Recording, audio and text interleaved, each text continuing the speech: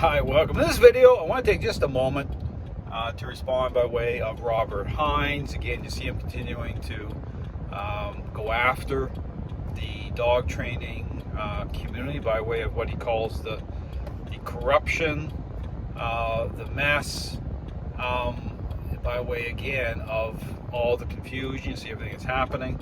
But here's the thing, here's the point. Again, talk about this thing about like throwing the baby out with the bathwater, so to speak, when it comes to those who are looking at the mess of the dog training world and trying to, again, offer up their own kind of spin on it, their own take. Basically saying, well, because it's that way, you shouldn't do a proper audit. And again, you can see us through the back and forth conversation, okay, by way of some of these trainers out there. You listen to their podcasts, how they go on about, you know, why they feel a certain way, why they have a certain feeling about or certain response to things, certain devices such as remote collars.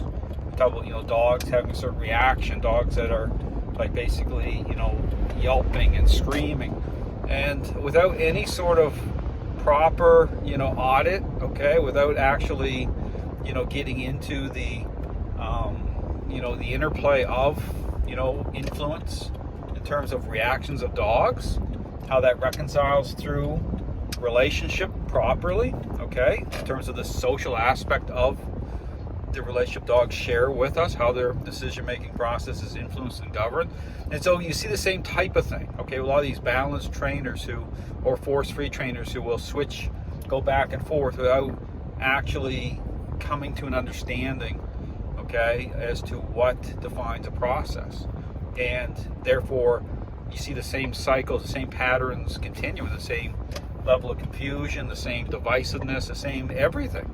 So I talk about that. I talk about, you know, relationship, you know, depth of relationship, all the themes I talk about by way of the system of training, you know, even in terms of what represents a proper study, which was never done through Pavlov, Skinner, through Ivan Belanov, his balanced dog trainer study that, again, generated even, again, more controversy, right, for a reason, right? There's no resolution because the foundation is wrong, okay? The foundation at which these trainers are pivoting off of is flawed.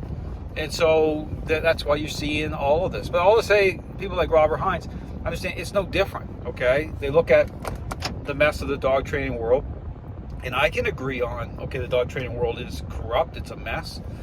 But just to, you know, take something like, you know, radical behavioralism, okay, and try to separate away from what makes dogs amazing by way of the social aspect of that connection, but not just what makes them amazing, you know, what actually defines, okay, change by way of how the decision-making process is governed. So understand that, you know, you can look at the dog training world and say it's a mess, but if you're not actually doing a proper audit, if you're not actually asking the questions that need to be asked, you're wasting your time. You're going to be in the same position. That's why I keep talking about Robert Hines being in the ending up in the same position as somebody like Zach George, okay? Because when you take those core ingredients out of it, okay, talk about influence and control, you take those core ingredients out of it, and it's just like superficial, it's appearance-based, his whole trust method, well, you'll see the same outcomes, okay? You see that he's in the same position and how people get blindsided. That's why, again, same thing with his content he puts out. You know, you think it's an accident that he doesn't even put out content that shows, you know, in a way that's transparent, that shows how great his trust method works. And then the stuff he does put out, it's a mess. Okay, so, but again, all to say the public is totally being led down the garden path by these trainers. There's so much confusion. These trainers are taking advantage of it. It's no different than Zach George. Again, you think it's some accident that he targets someone like the dog daddy?